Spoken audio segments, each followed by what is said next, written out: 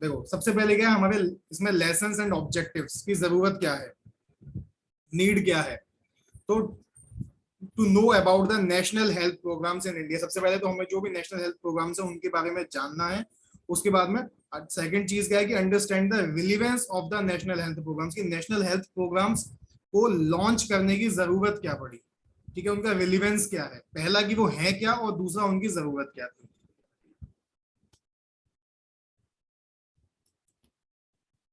इसके बाद में देखो फिर नंबर 2 पे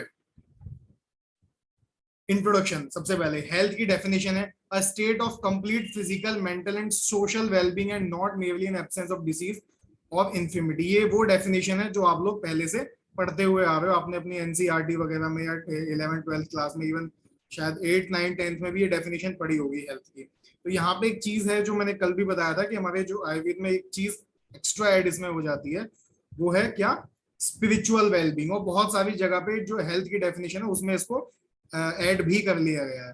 तो डेफिनेशंस ये वाली भी मिलती है पुरानी और वो नई वाली भी मिलती है, जहाँ जो WHO ने जो नई डेफिनेशन है हेल्थ की उसमें स्पिरिचुअल वेलबींग को भी इंक्लूड कर लिया है। Then health is fundamental human right and nation has a responsibility for the health of its people. तो ये किसी भी देश के नागरिक का एक मौलिक अधिकार होता है, ठीक है, क्योंकि गवर्नमेंट इतना टैक्स लेती है तो बदले में कुछ मौलिक अधिकार होते हैं, जैसे शिक्षा का अधिकार, स्वास्थ्य का अधिकार, इस तरीके के कुछ मौलिक अधिकार होते हैं जो उस देश की गवर्नमेंट का, सरकार का ये मॉरल रेस्पॉन्सिबिलिटी, मतलब उनका ये दायित्व होता है कि ये उनको ये पूरा करना है, ये इसका ध्यान उनको रखना है। और इसी चीज के तहत ही हमारे जो नेशनल हेल्थ प्रोग्राम है इनको गवर्नमेंट लॉन्च करती रहती है टाइम टू टाइम, उनमें इम्प्लीमेंटेशन चेंजेस जो भी करने हैं अकॉर्डिंग टू द सिचुएशन वो करती रहती है। उसके बाद the health problems of India may be conventionally listed under the following heads. जितने भी जो हेल्थ प्रॉब्लम्स है इंडिया की उनको इन 5 फॉलोइंग हेड्स में या कह लो इन 5 हेडिंग्स के अंदर उसको डिवाइड किया जाता है। पहला कम्युनिकेबल डिसीज प्रॉब्लम, यानी जो भी संक्रामक रोग है, ठीक है, जो संचारी है, संक्रामक है, एक से दूसरे को फैलते हैं। नॉन कम्युनिकेबल डिसीज जो एक से दूसरे को नहीं फैलते हैं। कम्युनिकेबल में कैसा भी हो सकता है कि कोई भी कम्युनिकेशन हो, कंटेजियस हो, इन्फेक्शियस हो, STD हो, कुछ भी हो। नॉन कम्युनिकेबल जो एक दूसरे से कम्युनिकेट होने से यानी संक्रमण से नहीं फैलते। फिर न्यूट्रिशन प्रॉब्लम्स हैं, यानी जो भी कुपोषण की वजह से होता है, न्यूट्रिशन प्रॉपर ना मिल पाने की वजह से। अलग अलग जगहों में मैंने कल बताया था अलग अलग न्यूट्रिशन डेफिशिएंट अलग अलग वजह होती है। जैसे स्लम एरिया हो सकता है, वहां पे अलग कोई न्यूट्रिशन की प्रॉब्लम हो सकती है।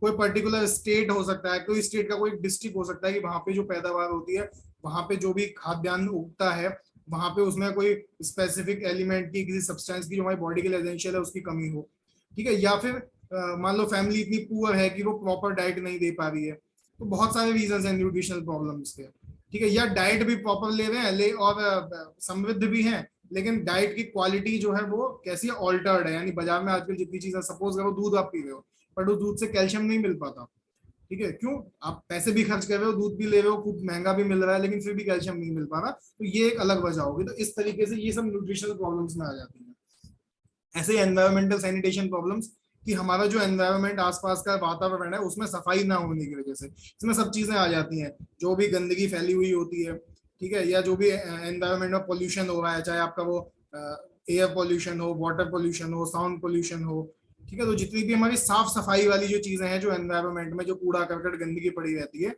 वो सब भी इसमें नेशनल हेल्थ मिशन के अंडर ही आ जाती है। उसके बाद में medical care problems. Medical care problems मैंने आपको कल भी बताया था कि बहुत सारी चीजें ऐसी हैं जो इस वजह से लोग परेशान है या बढ़ जाती कि उनको कोई मेडिकल केयर नहीं मिली, कोई मेडिकल असिस्टेंस नहीं मिल पाया, ठीक है। कि गांव में मान लो किसी को सांप ने काट लिया, तो ऐसा नहीं था कि वो उसको बचाया नहीं जाता, लेकिन वहां पे मेडिकल केयर की प्रॉब्लम थी, वहां पे वो असिस्टेंस उनको नहीं मिल पाया। या सपोज करो कोई फीमेल है, प्रेग्नेंट है, और हॉस्पिटल इतनी ज्यादा दूर था कि वो पहुंचने से पहले ही रास्ते में डिलीवरी हो गई या कोई और घटना घट गई, ठीक है। या मान लो आसपास में है भी तो वहां पे उतने प्रॉपर सुविधाएं नहीं है, डॉक्टर्स नहीं है, मतलब ह्यूमन रिसोर्स नहीं है, नर्सेज नहीं है, या मान लो सब है तो और बाकी फैसिलिटीज नहीं है, जो बेबी हो रहा है उसके लिए NICU वगैरह नहीं है। ऐसी बहुत सारी चीजें हैं जो ये सब क्या आती है, मेडिकल केयर प्रॉब्लम्स के अंदर आ जाती है। नेक्स्ट आती है पॉपुलेशन प्रॉब्लम्स, जो सबसे ज्यादा इंडिया हमारी जो कंट्री फेस करती है, सबसे बड़ी प्रॉब्लम यही है पॉपुलेशन प्रॉब्लम। इससे क्या होता है, जब पॉपुलेशन किसी भी देश की ज्यादा होती है तो संसाधनों की कमी हो जाती है, क्योंकि एक तो रिसोर्सेज यूज ज्यादा होते हैं और फिर वो डिवाइड हो जाते हैं। एग्जाम्पल के लिए समझो कि गवर्नमेंट हॉस्पिटल जैसे दिल्ली में एम्स है, सफदरजंग है और लोकमान्य तिलक है और दुनिया भर के, लेकिन फिर भी उनमें कभी भीड़ कम नहीं होती है। क्यों नहीं होती? क्योंकि पॉपुलेशन इतनी ज्यादा है, उसकी वजह से लोगों को बेड नहीं मिल पाता, प्रॉपर असिस्टेंस नहीं मिल पाता, डॉक्टर्स कम है, पेशेंट ज्यादा है।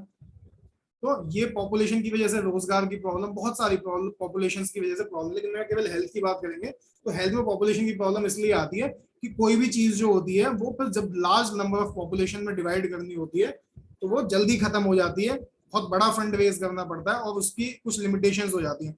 जैसे कम लोगों के लिए दवाई देनी हो तो गवर्नमेंट हॉस्पिटल में ज्यादा मेडिसिन मंगवाई जा सकती है, लेकिन जब पता है कि बहुत ज्यादा लोगों को मेडिसिन देनी है तो कम मेडिसिन और सस्ती मेडिसिन ही केवल मंगवाई जा सकती है।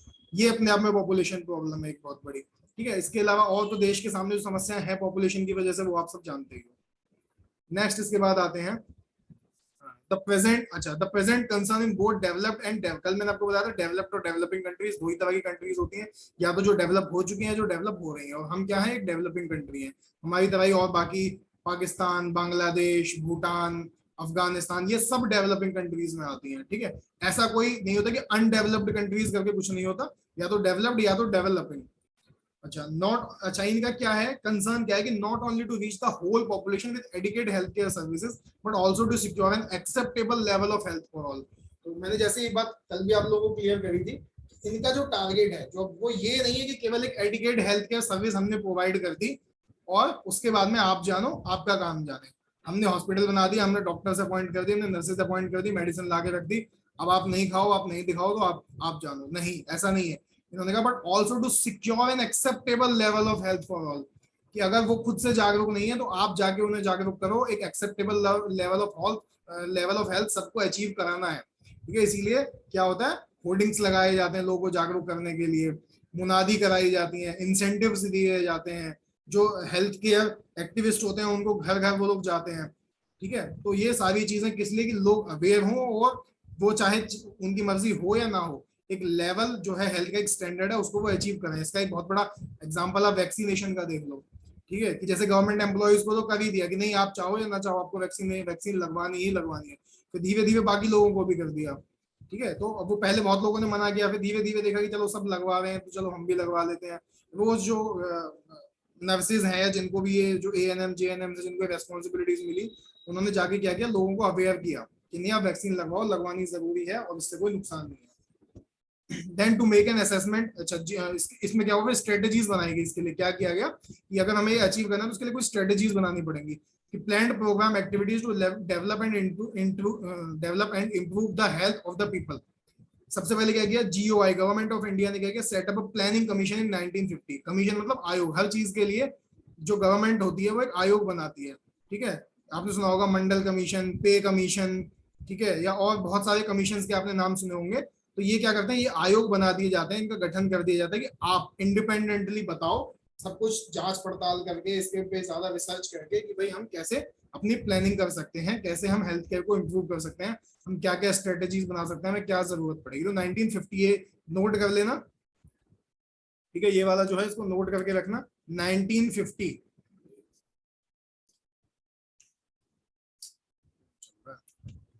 चलो 1950 में इस चीज को ध्यान रखना, ठीक है ना। इसके बाद में आते हैं हम, फिर आपका to make an assessment of the material, capital and human resources. तो इन्होंने बोला कि यहाँ पे क्या करना है, असेसमेंट करना है, ये जो कमीशन बनाई गई कि हमें इसके लिए क्या क्या मटेरियल चाहिए होगा, क्या क्या कैपिटल चाहिए होगा यानी कितना पैसा चाहिए, क्या क्या ह्यूमन रिसोर्सेज चाहिए यानी हमें डॉक्टर्स, नर्सेज और बाकी जितने भी जो स्टाफ होता है वो कितना चाहिए। तो ये सारी चीजें आप पता करके बताओ। ठीक है, ये सब चीजें आपको जो है इसके अंदर से पता करनी है और आपको बताना है इसके बारे में पूरी। ये 1950 का ध्यान रखना आप लोग। इसके बाद में to make draft development plans for the effective utilization of these resources. इसके बाद में ड्राफ्ट डेवलप करना है जिसमें ये चीज बताई हुई है कि चलो ये सब हमने फंड रेज कर लिया, ह्यूमन रिसोर्सेज इनको लोगों को रख भी लिया, मटेरियल्स भी ले लिए, लेकिन इनका प्रॉपर इफेक्टिव यूटिलाइजेशन कैसे हो। क्योंकि इंडिया में बहुत बड़ी समस्या ये है, आप आज भी देखोगे बड़े बड़े हॉस्पिटल में बड़ी बड़ी मशीन खरीद के आ जाती है, रख देती है गवर्नमेंट, लेकिन उनका यूटिलाइजेशन नहीं होता, वो पड़ी पड़ी वहां पे खराब होती रहती है। ठीक है, तो इन्होंने इस बात पे भी जोर दिया कि इस बात पे भी आप कहो कि उसको इफेक्टिवली हम यूटिलाइज कैसे कर सकते हैं। इसके बाद में नेक्स्ट आते हैं देखो आफ्टर इंडिपेंडेंस, आजादी के बाद क्या हुआ, वेरियस मेजर्स लिए गए, बहुत सारे कदम उठाए गए to improve the health of the people and prominent among them are the national health programmes.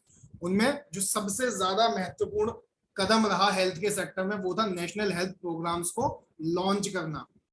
ठीक है, इसमें आगे देखो वेरियस इंटरनेशनल एजेंसीज, कल भी बताया था मैंने आपको, बहुत सारी एजेंसीज हैं, WHO, UNICEF, UN, FPA, world bank, ठीक है, और कुछ फॉरेन एजेंसीज जैसे सीडा, डेनिडा, नॉरेड, यूएसएड, और इसके अलावा और भी कुछ प्राइवेट मतलब संस्थाएं भी हैं, कुछ एनजीओज भी हैं जो हेल्प करते हैं।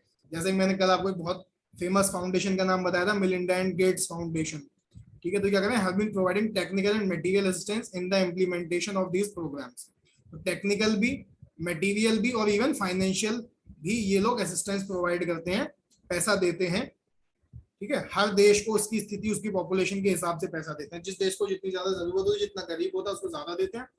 फिर जैसे जैसे वो डेवलप करता जाता है, उसकी वो समृद्ध बनता है, तो उसका जो बजट होता है उसको कम कर देते हैं, दूसरे देश का बढ़ा देते हैं। Then these programs were launched by government with following objectives। ये जितने भी प्रोग्राम्स लॉन्च किए गए उसके ऑब्जेक्टिव्स, जो उद्देश्य थे वो ये थे। सबसे पहला कि क्या करना है, कंट्रोल, या तो डिसीज जो फैली हुई है उसको कंट्रोल करना है, या जो ऑलरेडी कंट्रोल्ड है उसको इरेडिकेट करना है, eradication of communicable diseases. Then improvement of environmental sanitation, साफ सफाई जो है वो सब बढ़ानी। मैंने आपको कल बताया था ये चीज कि जो हमारे आसपास की साफ सफाई है वो पहले से आप देखोगे काफी बेहतर हो गई चीज है। ठीक है, नाले जो बने हुए हैं उनकी प्रॉपर टाइम से सफाई, ऐसा नहीं कि हर जगह होने लग गई है, बिल्कुल सब बदल गया ऐसा नहीं, बट पहले से बेहतर हो गई है। पहले कुछ कर्मचारी आते हैं नगर पालिका के, नाली को भी साफ कर देते हैं, नाला भी बीच बीच में साफ होता रहता है, कूड़ेदान बन गए हैं, कूड़ा लेने के लिए गाड़ियां भी आने लगी हैं। ठीक है, नगर पालिका में जो वर्कर्स हैं उनकी संख्या बढ़ गई है। आप रोड पे भी देखोगे तो इंफ्रास्ट्रक्चर भी बढ़िया हुआ है, वहां पे डस्टबिन बहुत बहुत सारी जगहों पे लगाए थे, लोग कूड़े इधर उधर न डालें। जो समझदार नागरिक हैं देश के वो उसको यूज करते हैं प्रॉपर, जो नहीं है वो अभी भी ऐसा ही करते हैं, कहीं खाया, कहीं थूक दिया, कहीं फेंक दिया। Then raising the standard of nutrition, जो न्यूट्रिशन का स्टैंडर्ड है उसको बढ़ाना। ठीक है, एक हर एक कंट्री का एक स्टैंडर्ड होता है न्यूट्रिशन का। इंडिया का स्टैंडर्ड अभी भी बहुत पुअर है, बहुत ही पुअर खाना खाते हैं हम लोग। हमारा जो स्टैंडर्ड है खाने का, न्यूट्रिशन का, वो बहुत पुअर है। अफ्रीकन कंट्रीज का हमसे भी ज्यादा पुअर है।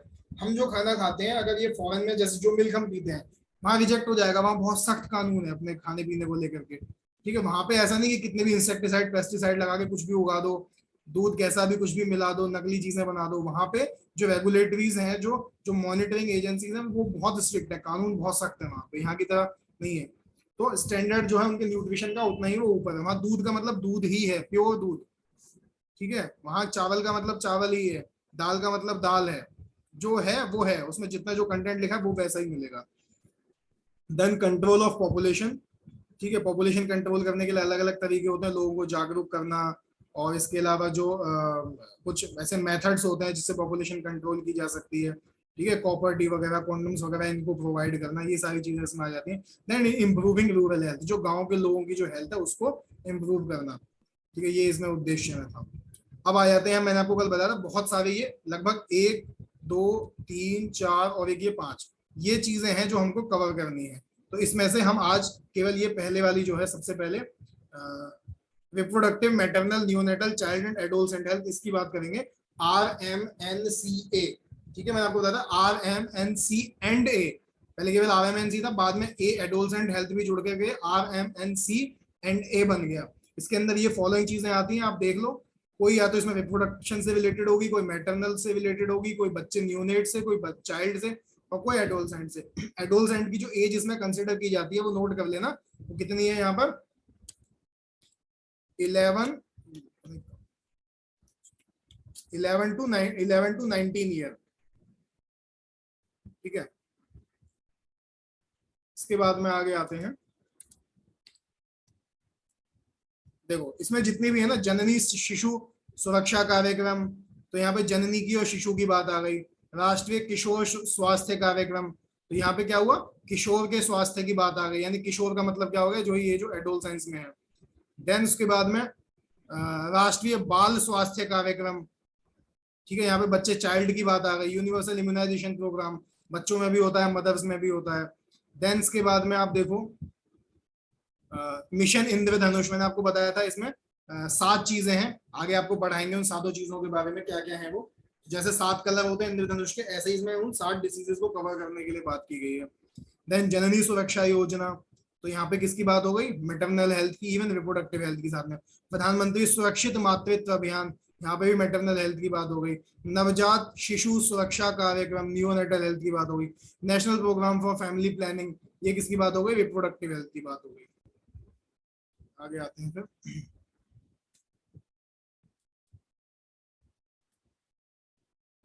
नेक्स्ट में क्या है देन, नेशनल न्यूट्रिशनल प्रोग्राम्स,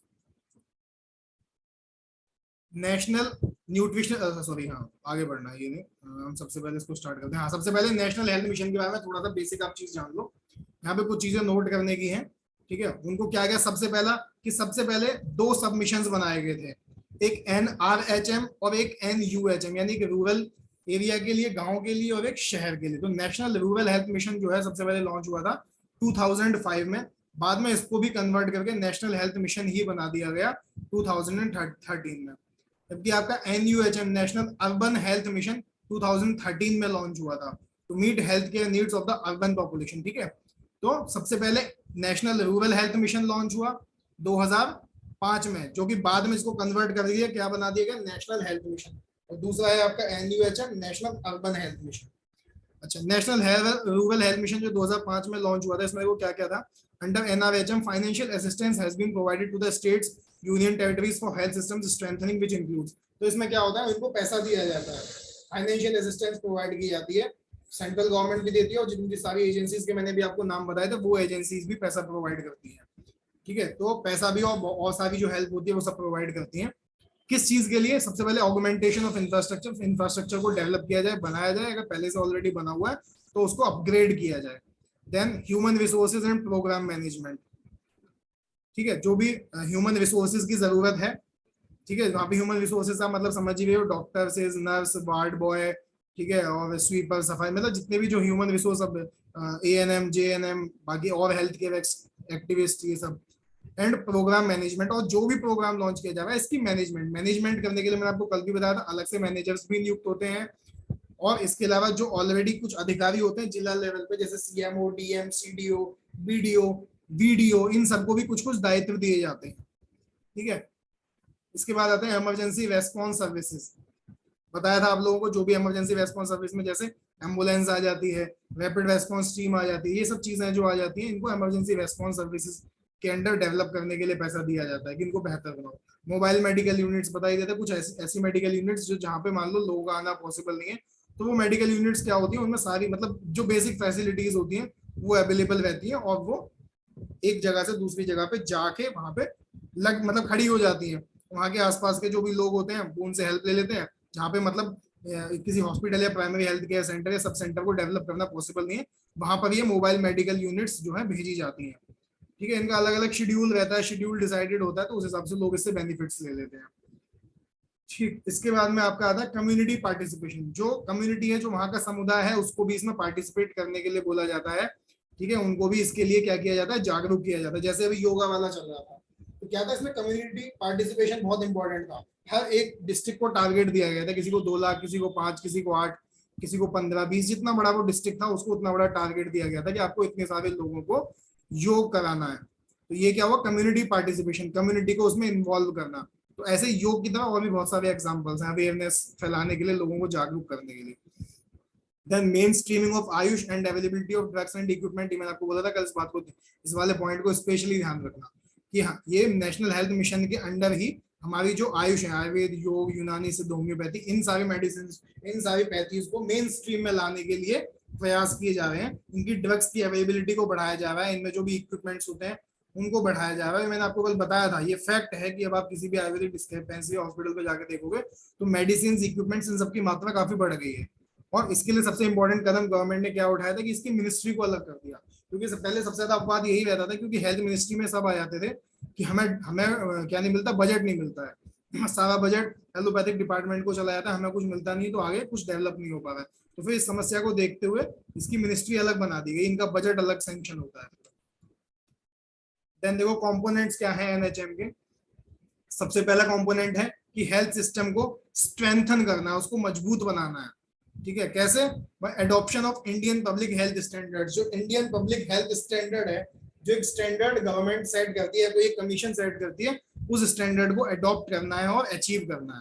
पहले एक स्टैंडर्ड सेट करना है कि अभी हम इस लेवल पर हैं, उसके बाद हमें इस लेवल पर जाना है कि ये डिजीज हमारे यहाँ से इरेडिकेट हो गई हो, कोई भी माल न्यूट्रिशन ना की वजह से बच्चा ऐसा ना हो, ठीक है, HIV ना हो, पोलियो ना हो, है, और भी कुछ इस तरीके के, कोई एनीमिक ना हो, फीमेल्स जो है कम से कम एनीमिक हो।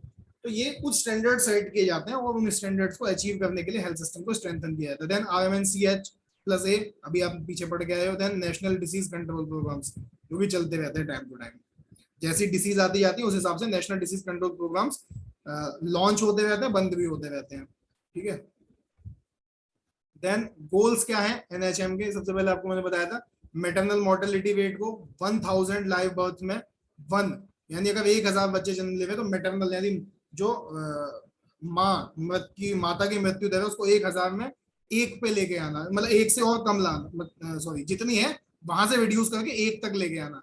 Then reduce IMR infant mortality rate to 25, इसको 25 तक लेके आना। 1000 बच्चों में केवल 25 बच्चे ऐसे हों जिनकी मृत्यु हो रही है, यहाँ तक इसको लेके आना, फिलहाल में ज्यादा होगा। And TFR total fertility rate को भी 2.1 तक लेके आना, जो कि इस समय थोड़ा सा ज्यादा मतलब था, अब तो हमने अचीव कर लिया 2.1। ठीक है, इसका मतलब है हम दो हमारे दो, बस ये चलेगा, ना इससे ज्यादा ना इससे कम। ठीक है, इसके बाद prevention and reduction of anaemia in women age 15 to 49 years. मैंने कल भी आपको ये वाली बात बताई थी कि इंडिया में ज्यादातर वुमेन जो है वो एनीमिक है, और स्पेशली जो रूरल एरियाज में है। अपने ही हॉस्पिटल की बात मैं आपको बता रहा हूँ, मैंने कल बोला था आपको कि मैंने 7 to 9 के बीच में एवरेज हीमोग्लोबिन ना देखा है, इक्का दुक्का किसी का 10 या 10.5 का भी देखा होगा। जितनी भी एंटीनेटल केयर के लिए आती है, जिनकी भी जो प्रेग्नेंट फीमेल है, उनका जब भी इन्वेस्टिगेशन कराते हैं, रूटीन इन्वेस्टिगेशन, ठीक है, तो उनके लिए चलता है कि उनको आयरन कैल्शियम गवर्नमेंट की तरफ से फ्री दी जाती है, बट वो खुद इतनी अवेयर नहीं है, और ANM GNM भी उतने अच्छे से काम नहीं करती कि उनके घर घर जाके दें, तो उसकी वजह से डेफिशिएंसी लगातार बनी रहती है। and prevent and reduce mortality and morbidity from communicable, non-communicable injuries and emerging diseases। ठीक है, इन सारी, चाहे कम्युनिकेबल हो, नॉन कम्युनिकेबल डिसीज हो, इंजरीज हो, इमर्जिंग डिसीजेस जो नई नई इमर्ज हो रही है, जैसे कोविड वगैरह थी, या और कोई नई डिसीज लगा है कि इमर्ज हो रही है, तो उन सबसे क्या है, जो मृत्यु दर है उसको कम करना है। Then reduce household of pocket expenditure and total health care expenditure. जो घरेलू खर्चा होता है हेल्थ के, अपनी हेल्थ केयर पे, उसको कम करना गवर्नमेंट चाहती है। वैसे तो अगर कागजों के हिसाब से देखें तो गवर्नमेंट ने कहा कि हम ये चाहते हैं कि आपकी जेब का खर्चा कम हो जाए और हम आपको ज्यादा अच्छी हेल्थ प्रोवाइड करें। ठीक है, गवर्नमेंट पे खर्चा बढ़ जाए, लेकिन ऐसा है नहीं, है उल्टा। ठीक है, उल्टा ही है कुछ मामलों में अभी भी। देन इसके बाद देखो, reduce annual incidence of mortality from tuberculosis by half. ठीक है, समझिए वो टीबी से जितने लोग मरते हैं उसमें आधे हो जाए, उसकी दर आधी हो जाए। रिड्यूस प्रिवेलेंस लेप्रोसी, एक 10,000 लोगों में एक से भी कम हो जाए। मलेरिया का इंसिडेंस 1000 में एक से भी कम हो जाए। माइक्रोफाइलेरिया का भी 1% से भी कम हो जाए। काला आजार का एलिमिनेशन कराने की उसमें है, क्योंकि 2015 से कोशिश कर रहे हैं ये एलिमिनेट ही हो जाए। ठीक है, या फिर एक से भी कम केस हो पर 10,000 पॉपुलेशन में। देन इसके बाद में ठीक है, RMNCA, इसमें देखो सबसे पहला जो है हमारा क्या आ गया, जननी शिशु सुरक्षा कार्यक्रम। Nearly 1.3 crore women are benefiting from free entitlement. तो कागजों में तो 1.3 करोड़ बेनिफिट ले रही है, एक्चुअल में पता नहीं कितनी ले रही है। इसमें देखो होता क्या है जननी शिशु सुरक्षा कार्यक्रम में, इसकी मेन बात को समझ लो। एक तो ये कि 1 जून 2011 को इसे लॉन्च किया गया था, एक तो ये मेन बात है।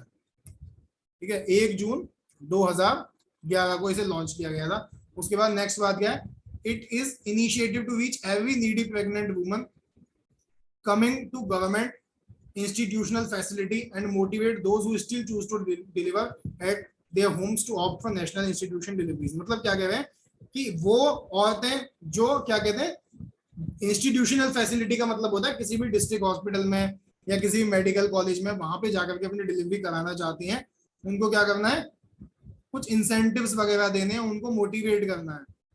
ठीक है, जो भी वहां पर आ रही हैं, और वो जो स्टिल चूज करती है कि नहीं हम तो अपनी डिलीवरी अपने घर पे ही कराएंगे, उनको भी क्या करना है, मोटिवेट करना है। जो आ रही हैं उनकी केयर करनी है, उनको इंसेंटिव्स देने हैं, जो नहीं आ रही हैं उनकी उनको अवेयर करना है, उनको भी बुलाना है, ठीक है, उनको मोटिवेट करना है। उसके लिए क्या क्या सुविधाएं दी गवर्नमेंट ने, कहा कि कैसे मोटिवेट करोगे, तो कुछ चीजें फ्री कर दी, क्या, जैसे फ्री कैशलेस डिलीवरी, कोई पैसा नहीं लेके आना, एक पैसा भी, सब डिलीवरी पूरी फ्री होगी।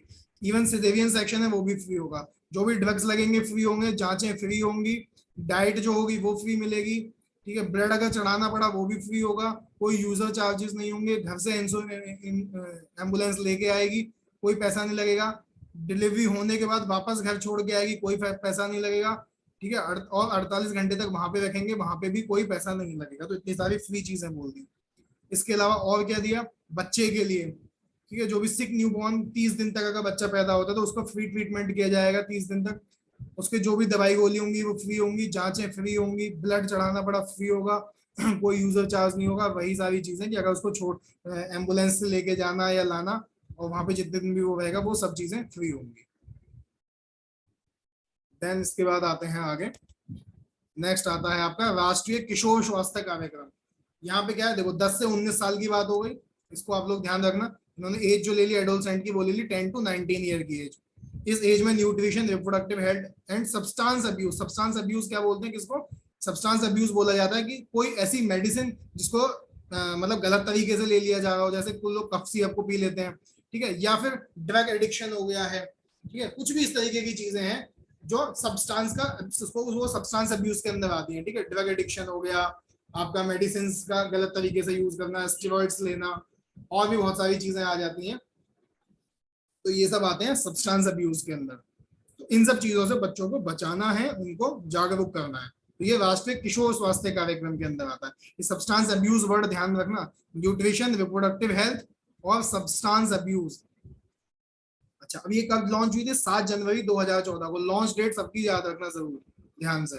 Then national adolescent health programs या राष्ट्रीय किशोर स्वास्थ्य कार्यक्रम will comprehensively address to the health needs of 243 million adolescents लगभग। ये इतने डिटेल में नहीं पूछा है कि कब तक 243 था, अब बढ़ गया होगा, अब और ज्यादा होगा, तो इसको इस पे इतना ध्यान मत देना, ये चेंज होता रहता है time to time. It introduces community based interventions through peer educators. जो भी एक समुदाय होता है, वहां के जो भी ऐसे लोग होते हैं जिनके लोग बात मानते हैं समझते हैं, वहां के पीयर एजुकेटर्स होते हैं, उनके द्वारा क्या किया जाता है उस समुदाय में, इंटरवेंशन, यानी जो भी अपने, इंटरवेंशन का मतलब होता है कोई भी चीज इंटरवीन करना, वहां पे लागू करना, इम्प्लीमेंट करना, तो उनके द्वारा किया जाता है, उनके द्वारा अवेयरनेस फैलाई जाती है कि जिसको लोग काफी इज्जत देते हैं, सम्मान देते हैं, मानते हैं, उनसे पढ़े हैं, तो ऐसे लोगों को इसमें इन्वॉल्व किया जाता है कि भाई आप हमारी हेल्प करिए, और आप इसमें बच्चों को जो गलत रास्ते पे निकल पड़े हैं उनको सही रास्ते पे लेके आने के लिए थोड़ा एजुकेट करिए।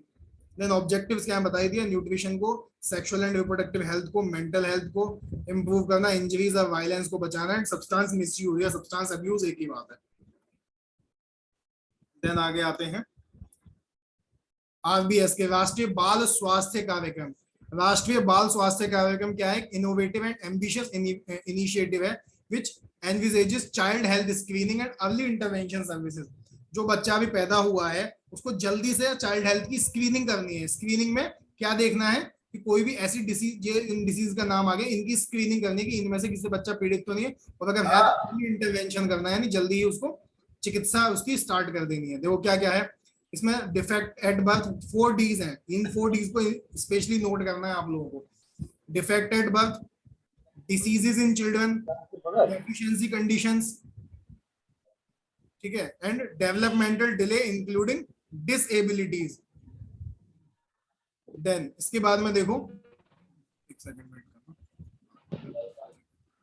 टारगेट क्या दिया गया है यहाँ पे, टारगेट क्या है कि babies born at public health facilities पर बोर्न हुई हो, चाहे अपने घर पे बोर्न हुई हो, बर्थ से 6 हफ्ते तक क्या एक ग्रुप बना दिया। फिर प्री स्कूल चिल्ड्रन का, जो स्लम में रहते हैं, गांव में रहते हैं, उनका 6 हफ्ते से लेके 6 साल तक के बच्चों का एक ग्रुप बना दिया। और स्कूल चिल्ड्रन जो क्लास 1 से लेके क्लास 12 तक जाते हैं, जिनकी एज लगभग 6 से 18 साल है, जो गवर्नमेंट स्कूल, अपना म्यूट करो जिसका भी है, ठीक है, बीच में कोई डिस्टर्बेंस नहीं चाहिए, फटाफट से अनम्यूट करो, सॉरी म्यूट करो जिसका भी अनम्यूट है, ठीक है। तो क्लास 1 से लेके क्लास 12 तक। और इसमें क्या बोला, एक बात ध्यान देना, government and government aided schools में क्यों? क्योंकि जो प्राइवेट स्कूल्स होते हैं वहां पे उनको पहले से ही गवर्नमेंट की गाइडलाइंस होती है कि आपको उन बच्चों की हेल्थ के लिए अलग से डॉक्टर रखना है, टाइम टू टाइम उनके चेकअप कराने हैं, और जो भी जरूरत है वो आपको प्रोवाइड करनी है। तो ये इन्होंने, और गवर्नमेंट ने क्या कहा कि जो सरकारी और सरकार से सहायता प्राप्त गवर्नमेंट एडेड जो स्कूल्स हैं उनके लिए हम अपने नेशनल हेल्थ प्रोग्राम्स के थ्रू ये सारी स्क्रीनिंग करवाएंगे। देन इसके बाद आगे आते हैं। देखो इसमें ये डिफेक्ट्स जो हैं इनका एक आप लोग फोटो ले लेना, बाद में आराम से देख लेना, ठीक है। कई सारे डिफेक्ट्स हैं बर्थ में, जैसे neural tube defect, Down syndrome, cleft lip paralysis, सब पढ़ के आए हो आप। टेलीपीज है, developmental dyspepsia, congenital heart disease, ऐसे डिसीजेज ये बर्थ के टाइम के, फिर ऐसे ही चाइल्डहुड की टाइम की डिसीज है। Scabies, fungal infection, otitis media, RHD, ठीक है, reactive airway disease, dental conditions है, फिर कुछ डेफिशिएंसी की वजह से एनीमिया है, vitamin A deficiency, D, severe acute malnutrition, goitre हो गया। डेवलपमेंटल डिलेज एंड डिसेबिलिटीज हैं, जैसे विजन इंपेयरमेंट है। जनरली जो प्री मैच्योर बर्थ होती है उनमें ज्यादातर देखने को मिलता है डेवलपमेंटल डिले एंड डिसेबिलिटीज। मिल तो किसी में भी सकता है बट उनमें ज्यादा मिलता है। Motor delay, neuro motor impairment, hearing impairment, cognitive delay. तो अगर ऐसा किसी में मिल रहा है तो उनमें क्या होता है कि जल्दी से स्क्रीनिंग करो, और ऐसा है तो जो भी उसके लिए करना है, जो भी इंटरवेंशन करनी है उसको तुरंत कर दिया जाए।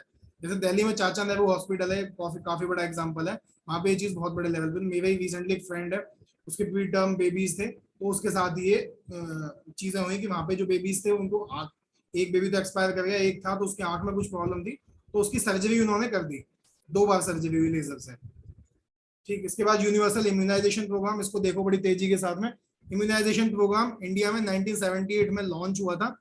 किस नाम से? एक्सपेंडेड प्रोग्राम ऑफ इम्यूनाइजेशन, इस नाम से ministry of health and family welfare ने लॉन्च किया था 1978 में, याद रखना, ईपीआई के नाम से। फिर 1985 में इस प्रोग्राम को मॉडिफाई कर दिया गया, किस नाम से? यूनिवर्सल इम्यूनाइजेशन प्रोग्राम, ठीक है, मॉडिफाई करके ये नाम रख दिया गया। अच्छा, इसके बाद होता क्या है इसमें देख लो। इसमें इन्फेंट, चिल्ड्रन और प्रेग्नेंट, ये प्रेग्नेंट वुमन, इन तीनों को कवर किया जाता है। ये वैक्सीन यहाँ पे बताई गई है, ठीक है। बहुत तेजी के साथ देख लो, छोटी छोटी, तो ये आप कौन कौन सी कब लगाई जाती है इसको आप याद कर लेना। बर्थ के टाइम पे कौन सी लगती है, ठीक है, बीसीजी,